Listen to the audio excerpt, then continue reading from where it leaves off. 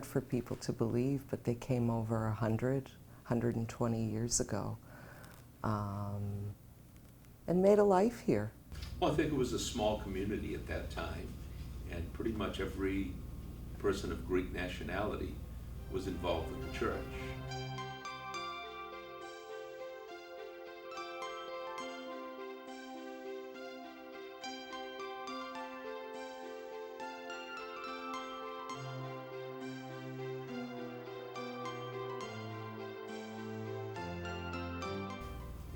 We know that his brother Louis, who was here before him, and Angelo, both were very active initially in the church as well. So it was just the natural thing to do. I'm old enough to remember when Greek school was still being taught on Spring Street, when the church was just being built on Warren Ave, and Father Chrysanthos, the busy priest and beloved priest for almost 20 years, who was so devoted to everything about the church, also took the time to teach Greek school. So, and back in those days, Greek school was 5 days a week, every day after school for an hour. After we moved to Warren Ave, when the new building was ready and the new auditorium was ready, then we changed to 2 days a week. I remember when I was about 12 or 13, Father Chrysanthopoulos came and approached me, and he said, "Your Greek is very good, and your English is even better. I'm going to make you a Sunday school teacher." Went to Sunday school here in Brockton at the old church on 28 Warren Avenue. In Greek school, he made me start in the 3rd grade so I could be in the same grade as my cousin Peter Genaris. God rest his soul. He would say to Peter different things before class started, like, "Peter, why do you have that number? Father, you know, that's Harry Aganis's number. You know, he's the golden Greek." "Really?" he'd say to him. "And how do you know that?" And he'd start to tell him the history. And one day he said, "Petre, τι έβαλες στα μαλλιά σου? What is that you've put in your hair?" "Water, Father, water."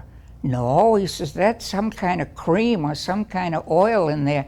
"No, Father, no, it's really water." Oh, the camaraderie between the two of them. And then when he said, "We want to make you a priest when you grow up, maybe even a bishop, and then your cousin will come and kiss your hand," you know, and he'd just, you know, it was really funny. I think most of it because he was so proud. You know, from a little boy, I remember him telling me walking to church and walking to Greek school. So I think it was just a huge part of his life. Dad was one that enjoyed life. Dad, everything was always be happy, do what you want to do, be who you want to be, but remember where you came from. Enjoy life. He was a very big family man. Family was everything to my dad. You know. And in those days, the Sunday school classrooms were in the old church, in the choir loft, and down below on the bottom basement floor, because we didn't have the community center at that time.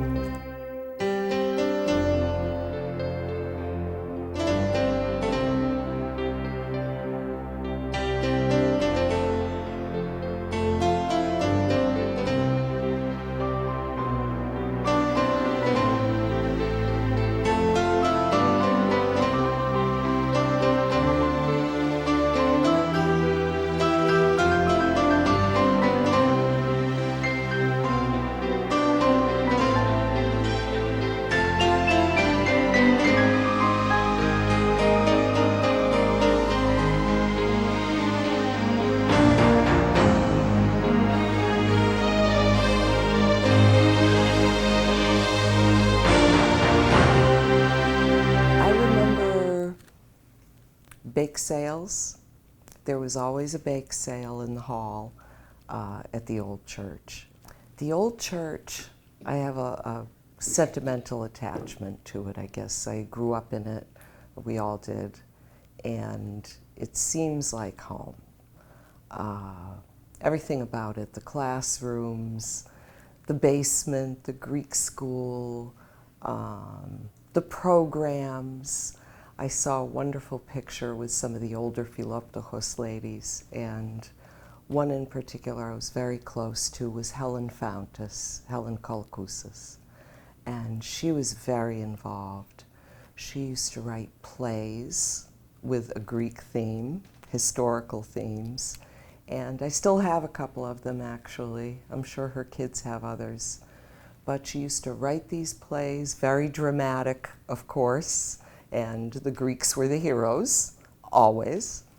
And she used to play the piano to accompany, and we had such fun being in them. I mean, this is what all of our friends were, you know? In our case, we happen to be part of a Greek band that was formed out of this community that played a lot of weddings and baptisms and church dances, and our Broadway production that we did, what was it? Glendy on the Moon, right? And we were fortunate that our band played a significant role in that. So, and to this day, you know, we're still friends with everybody that was part of it. My name is Ona Kalogrias. My maiden name is Pappas. My family has been involved in this church since the 1920s when they arrived from Greece. My grandparents, Leonidas and Agathi Papakosta, settled here in Brockton, first in Maine and then came to Brockton. They were quite involved in the church that was on Center Street, the second floor of Center Street. Then it moved to a house on Spring Street. I went to Greek school in that house with Father Christophopoulos as my Greek school teacher. My parents were very involved in the church. My father was a member of the choir. His friend Jim Selekis was the choir director, I would say 1946, 47, and in that area. In 1959, the organist at the time, who was Julieta Economist, was getting married in June of 1960, and they would have no organist. I was 12 years old, and the next thing I know, I was taking organ lessons and learning the music of the church. It's been the basis for everything that they have done. From the time that I got married in 1947, my husband was on the board. After the children were born, I didn't participate that much until the children were much older. They were baptized in the church. They started Greek school in the church, Sunday school there. I taught Sunday school. It's the world around, which evolved around us rather than we evolving around the church. We were all born here, and of course we had a lot of America in us. I still consider myself more American than Greek, but Orthodoxy is it. I think everyone needs something, and there's a lot of solace in coming to the church and looking around at the icons. My dad was always involved with whether it be the picnics or the dances at the old church hall, the bartending there, and all of that. Everything comes along with parish council and beyond. He was always there to help.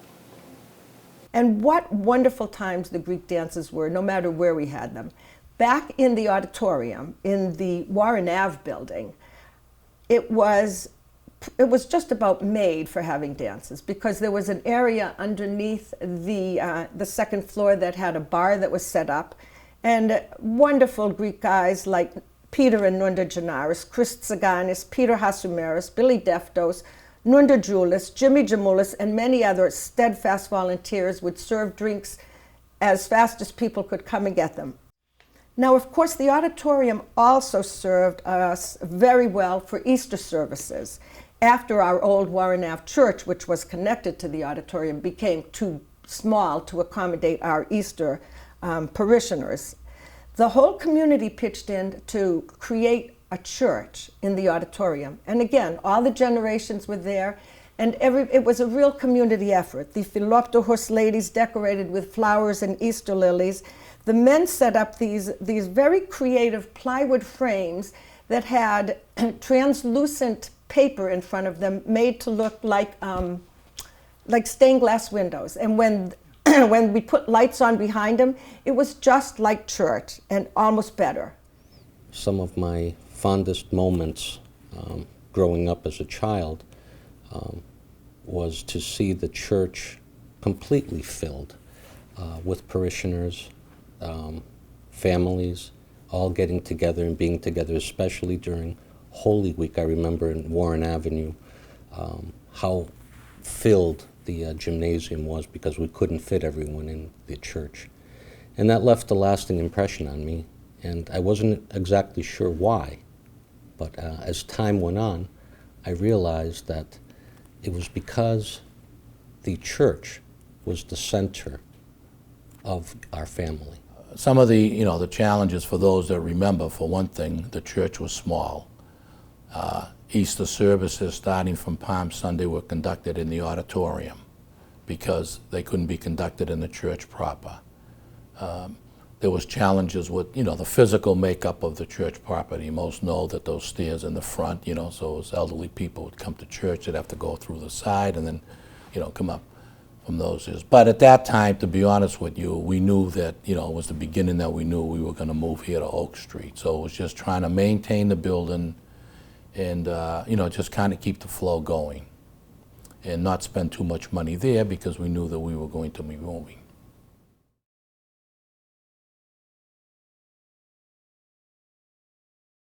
Slowly, we're increasing in numbers. At one point, we did not try to create the necessity, it was rather a need, okay, which didn't come gradually, it came all of a sudden. It's difficult to comprehend that we had 600 families, but that was the incentive to go on and say, let's go.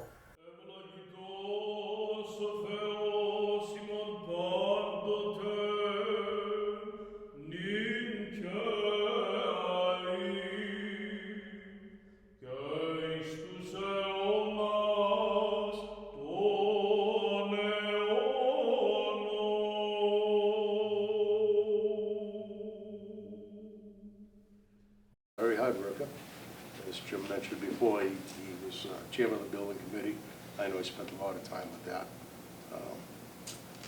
And, it's not just the building itself, but all the meetings involved with the fundraising and with the architects and planning and banks and all of, the finance and all of that. And the committee itself all worked hard as well. The Genarises and Mrs. Saganis and the art associates, so many people, the light associates, so many people involved. But there were other wise people before us. There were wise people that they had the land here ready for us.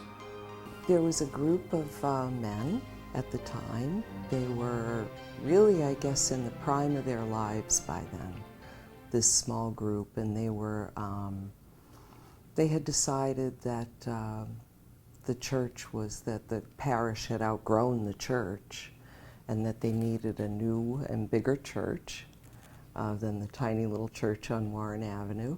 And so they set to doing it. They procured this piece of land and they raised the money, and they all had a lot of connections by that point, and they knew people at banks, and it was their mission, and they accomplished it. Parents were on the building committee when there was a lot of discussion for a long time about the fact that as beautiful as the Warren Ave Church was, at one time the community was going to outgrow that church and we needed a better, bigger place. When Chris Saganis was able to secure the property here that we're at on Oak Street, everybody thought, my gosh, what a beautiful location. First of all, guaranteed beautiful park around you, trees everywhere, and it's a nice feeling when you drive here on Sunday or any other day to look around and just see the beauty of nature all around you, which is very spiritual as well. And as time went on, you know, obviously our parents got involved in building this church. Those stories are also the stuff of legend, the fights that our dad always talked about. And I know Greeks love to fight, but he would just get a special debate. We invented it, yes. right? He would get a little twinkle in his eye talking about the fights he would get into with John Lingus and Arthur Liatzos and the Genarises and everyone else arguing about building the new church, and those were some of his fondest memories. They were doing something really great for the community. They got to get together and have a few drinks and play some cards and talk about building the new church, and they had such an amazing amount of respect for each other, no matter how much they fought. And obviously, I mean, we're sitting in the result of all those fights. I mean, they accomplished a lot in a very short period of time, which was really great. And they never stopped being involved. Obviously, you know, I mean, financially is one thing, but it was really in their hearts. It was really, really important to them, and not just because they grew up in it, but because they always understood how important it was. They weren't going to be stopped. They thought that the Annunciation parish deserved to have a big, beautiful church, and they did it. It took a lot of doing. There was a lot of fighting. I remember that part. There was a lot of arguing. But it was only because they all wanted the best for the church, and they all were very strong, very dynamic people, and so they were very opinionated, like Greeks, and they fought like Greeks. And here's the church 30 years later. By going out, and we had some real dedicated people at the time, real dedicated people. And they went out to businesses, or? Absolutely, businesses. Not only businesses, but, you know, some of the families contributed very heavily, still contributing to this day, some of them. Members of the building committee had parents and grandparents who had been among the original founders who had come over to found the Brockton Church in the early 1900s, around World War I. Groundbreaking was, of course, a highlight.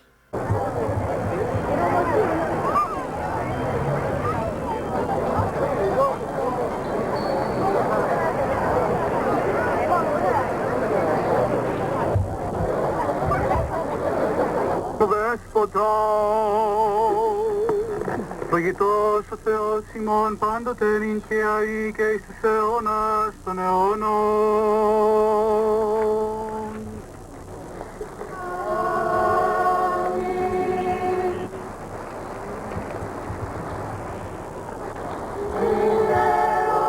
Η σωτηρίας ημών το κεφάλαιον. In October 1984, during the groundbreaking ceremonies here on Oak Street, everybody who had been involved in the building preparations and so on turned over a shovel full of dirt. And I'm very happy to say that my grandfather, Vasil, who was 104 at the time, and not surprisingly was the oldest living member of the community at the time, stood up and did his shovel full of dirt as well.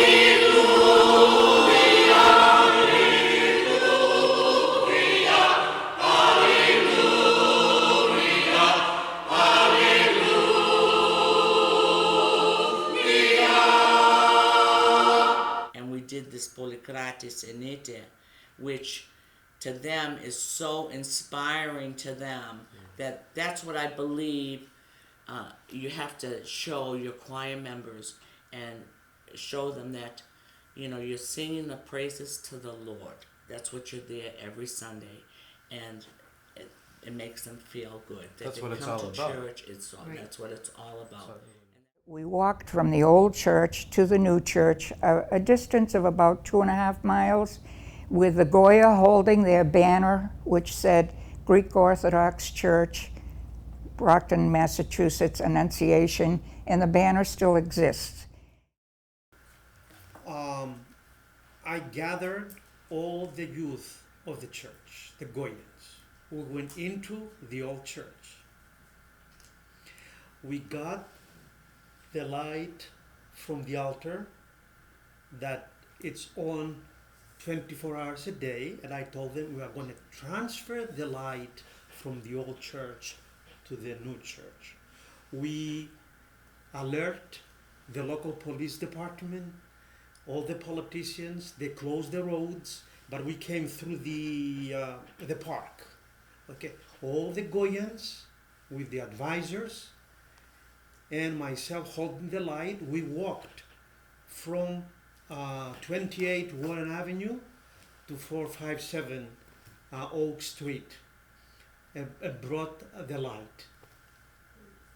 The people were waiting here, the Greeks, and we entered the sanctuary and we went into the altar and put and rest the light, which still lights every day. And that evening we had the Vesper service and we opened the church officially, which is called the Thyranixia of the church. It was very, very emotional and rewarding experience, and the youth was involved, all of them. Our metropolitan from Boston, okay, Methodius, yes. He's done everything, the groundbreaking, the groundbreaking, and the Thyranixia.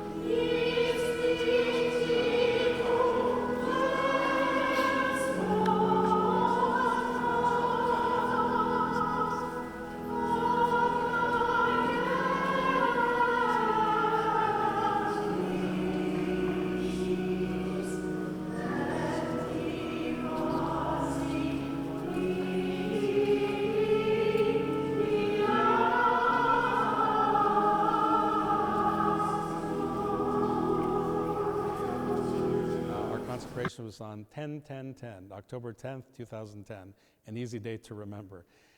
It was a very moving experience, and I saw that in the faces of the parishioners. There was so much joy and anticipation for the event, and that was a glorious two-day event between the Vespers the night before, the actual consecration service, the Orthros liturgy, and the banquet after.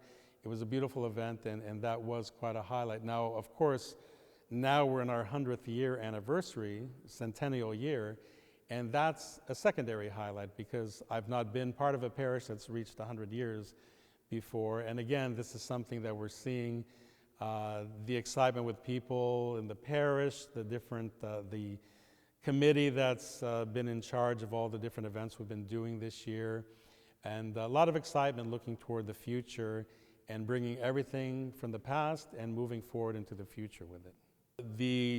The edifice, the temple, is built to the glory of God and set aside for liturgical worship. That's its only purpose. So traditionally, and especially here in the United States, what usually happens is after a church is built, of course, there's always a mortgage, and that is paid off first. So we know that the church is owned completely by the parish. We can't lose it to a bank. It belongs to us. And then it's time to consecrate the church and to set it aside as a holy space. Relics of 3 martyred saints are placed in the altar. They're entombed in the altar. The altar is sealed, washed, chrismated with holy chrism, just like we do at a baptism to the person being baptized. And the bishop goes around the edifice and anoints icons in various corners of the church, therefore bringing a sense of this is a sanctified and holy place that belongs to God and His people.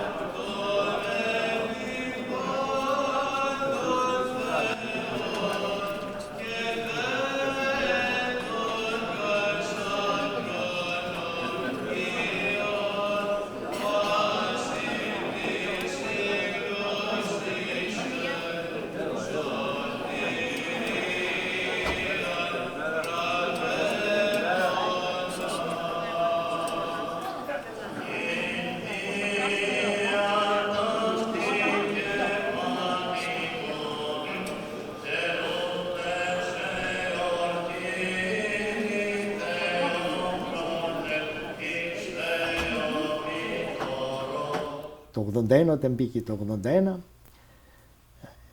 ο επίσκοπος μάλλον, ήταν επίσκοπος τότε, διόρισε ιερέα στην κοινότητά μας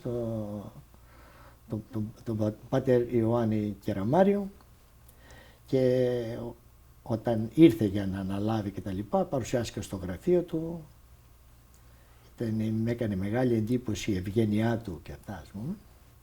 Σαν ιερέας μόλις μετά σηκώθηκε και τα λοιπά. Και του λέω ότι είμαι ο ψάλτης εδώ της Εκκλησίας, αλλά δεν είμαι, όπως λένε, επαγγελματίας ψάλτης, δηλαδή να κατέχω τα πράγματα όλα και τα λοιπά. Μου λέει, μη φοβάσαι, εγώ είμαι εδώ, θα σε βοηθήσω και τα λοιπά, ας πούμε.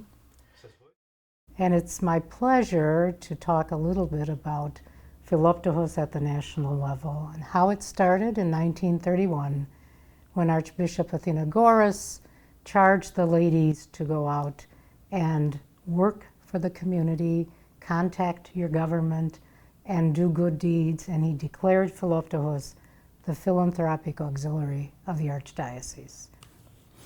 In 1985, Sonia Lingus nominated me for president. And I said, Sonia, I don't know anything. Why are you doing this to me? And she goes, oh, you'll be just fine. She said, I'm here, I will help you. So I was president for 5 terms. That was 10 years. I did the best I could. I think we did some nice things. We furnished the room at the time. We had a lot of elaborate fashion shows and at Christos too. At the function hall we had for over 20 years, the banquet hall, we had an enormous kitchen. It seated, the hall seated almost 900 people, so we had an enormous function kitchen. So while we owned that business, the Philoptochos would come there every year. I don't even know how many years running they did it, but it was quite a few, and prep all the stuff for the festival every year. For hours and hours and hours on end, 30 women, and it was, I mean, I used to just stand in the doorway of the kitchen like this, and I wasn't little or anything, I was a teenager, and just be fascinated. So as an organization, I think we have a huge impact in our communities. We have a huge impact in our church. From the perspective of our chairman of our board, who is Archbishop Demetrios, we are an army of women. It's important that we embrace the ministries, that we continue to expand our local chapters, to help our community. My mother was a Sunday school teacher for years and also was very active in Philoptochos for pretty much all of her life, including serving as president for a term. She, like all of her Philoptochos sisters, realized early on how very crucial the contribution is that the Philoptochos makes to keeping a church going. It's not just coffee hours. I mean, it's the spirit behind all the women there, just like the women at the crucifixion, just like the other women who followed Jesus, that they know that what they're doing is the foundation for the faith. So doing bake sales, of course, and doing fundraising for the Archdiocese, and also I know that she was devoted to raising funds so we could have the reception room that's right behind us, because she felt that the women worked so hard they deserved their own spot.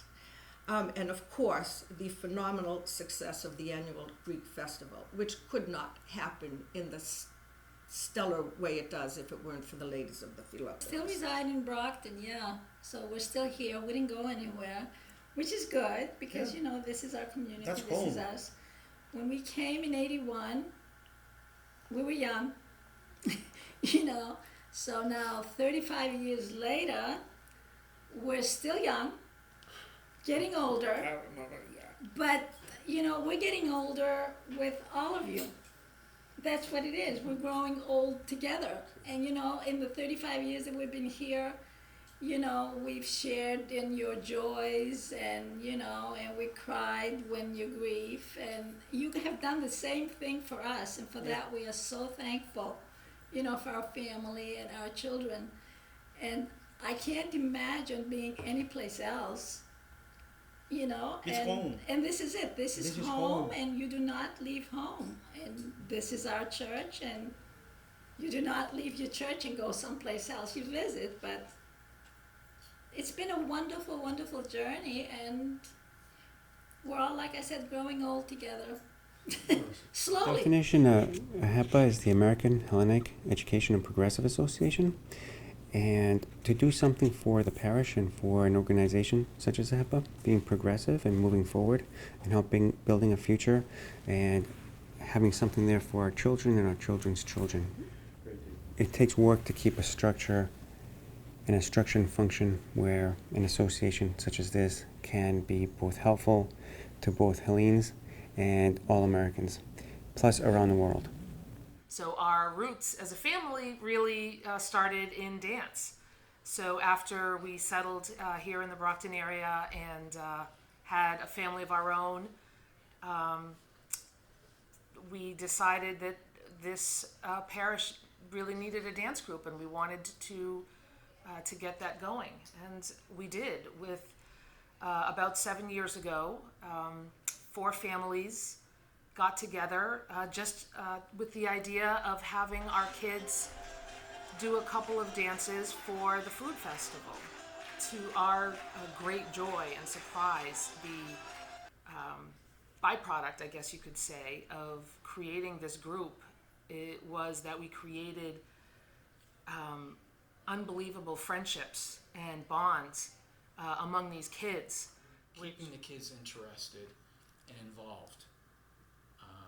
And I think that's the key.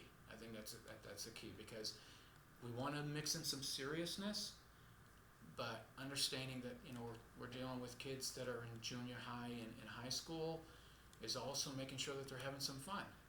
That's the key part, is trying to get the best of both worlds, under, you know, the serious side and the fun side. And if there's a good balance between the two, I think we've hit a home run.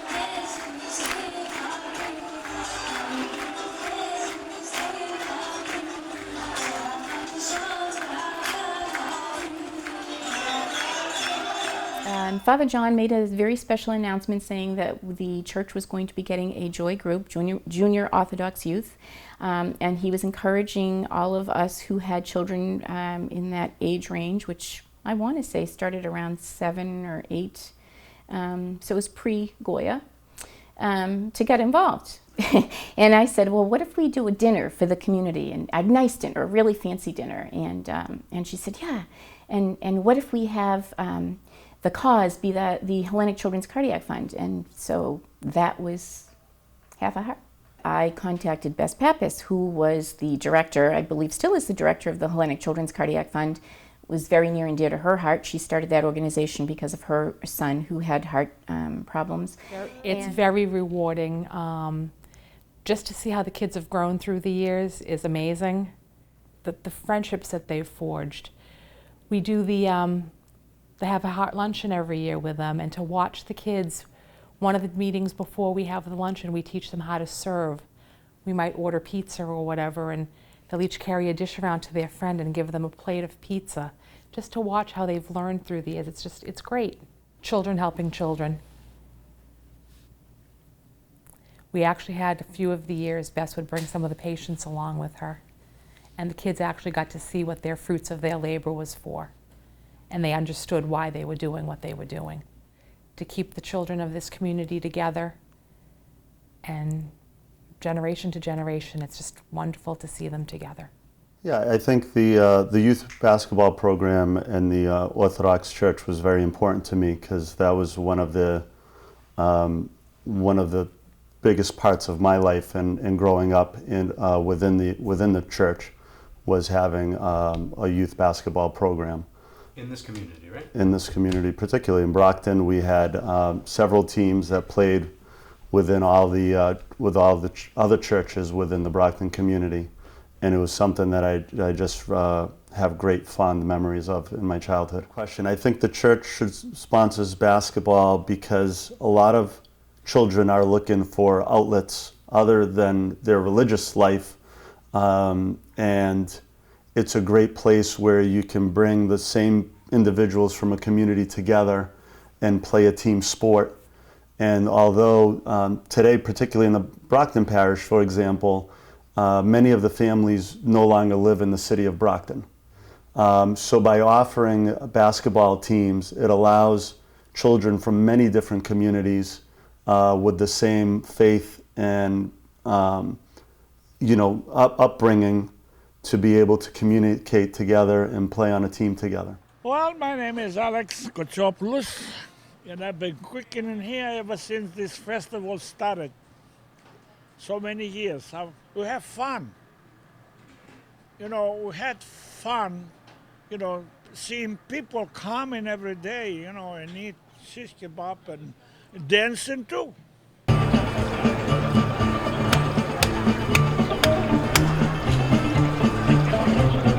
And the potato memory. It's my name Alex Hadjinikolaou. I came from Greece 1966. Το άλλο από εκεί πάλι έκαναμε addition, εγώ με τον Γιώργο του Γιωτόπουλου το κάναμε. Και συνεχίζουμε από τότε να δουλεύουμε στο community.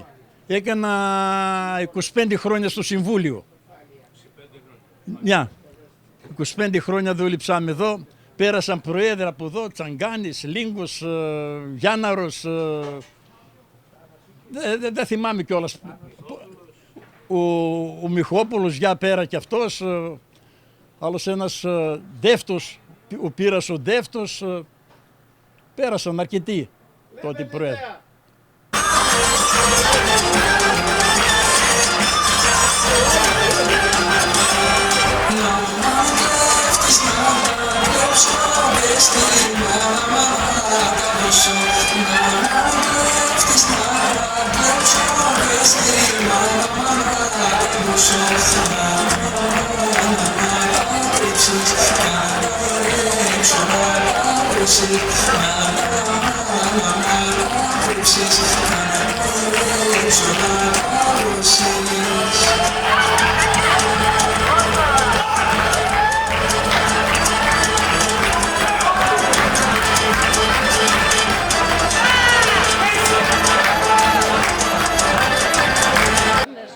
This year we celebrated the 100th year of our church's anniversary. And those years, 100 years ago, our ancestors, they came from the old country with nothing, And yet, when we went back there, first we said, for God, the country, and then the family. That's the order that we put these.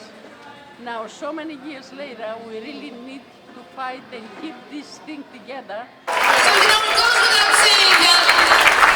The kids involved here today are also involved in a variety of other activities in school and elsewhere. I like to brag a little bit. I can't help myself. The dancers that are in front of you are AP and honor students. They're star athletes in their school.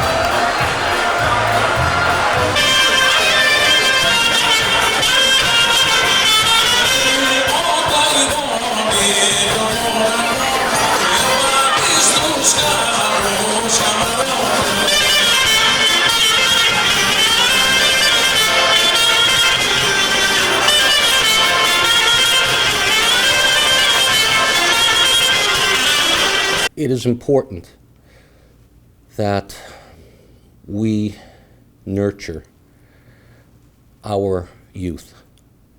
It is important that for us to go forward, we have to get people excited and involved. Happy 100 year anniversary. Gonna wave? Say from the first grade. Gonna wave? Yes, sweetie, what's your wish? A big castle too? Yes. Anybody else? Anybody else have a birthday wish? Me. Yes, what's your wish for the church? I wish is cupcake and cupcakes. I wish it was birthday cake and cupcakes too. I was just thinking that you and I are thinking alike today. We are all God's family. Because I think it's still standing because they built it so good. Congratulations on the church's 100 years. Yeah, and we hope for 100 more. We're happy to be part of it. To love one another and to learn about God. Congratulations to the 100-year anniversary of our wonderful church. 3. Happy birthday to our beautiful church. Ready? Congratulations. Congrats!